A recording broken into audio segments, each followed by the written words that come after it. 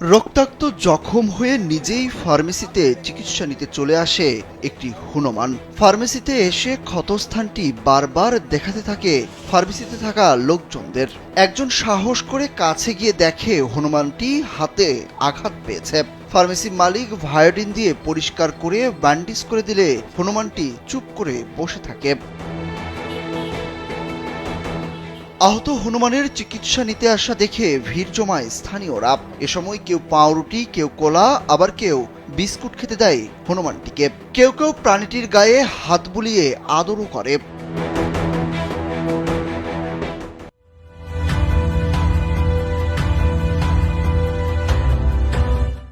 হনুমানের চিকিৎসা নেওয়ার এই দৃশ্যের একটি ভিডিও এখন সামাজিক যোগাযোগ মাধ্যমে ভাইরাল। ছড়িয়ে পড়া ওই ভিডিও ক্লিপে দেখা যায় ক্ষতস্থানটিতে বারবার হাত দিচ্ছিল প্রাণীটি, আর ফার্মেসিতে ক্ষতস্থানে তুলা দিয়ে মুছে দিলে খুবই শান্তভাবে বসে সেই সেবা নিচ্ছিল সে।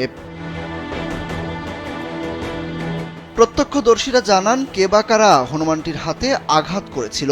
এতে প্রাণীটি রক্তাক্ত জখম হয়। পরে ফার্মেসির কাছে এসে ঘোরাঘুরি করতে থাকে। এক পর্যায়ে সুযোগ বুঝে হনুমানটি ফার্মেসিতে ঢুকে পড়ে এবং চিকিৎসার জন্য আকার ইঙ্গিতে আকুতি জানায়। ফার্মেসি মালিক জানান, এভাবে হনুমানটিকে ফার্মেসিতে ঢুকতে দেখে তারা প্রথমে ভয় পেয়েছিলেন। পরে সরিয়ে দেওয়ার চেষ্টা করলে হনুমানটি বারবার তার হাতের ক্ষতস্থানের দিকে ইশারা করছিল।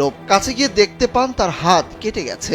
পরে ক্ষতস্থানে ভায়োডিন দিয়ে পরিষ্কার করে ব্যান্ডেজ করে দেন তারা। চিকিৎসা শেষে হনুমানটি আবার চলে যায়। গত শুক্রবার মেহেরপুর শহরের আলহেরা ফার্মেসিতে এমনই এক ঘটনা ঘটেছে।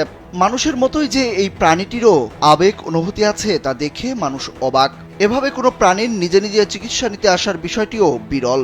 স্থানীয়দের অনুরোধ এসব প্রাণীকে যেন কেউ আঘাত না করে। সুরুজ আহমেদ, কালবেলা।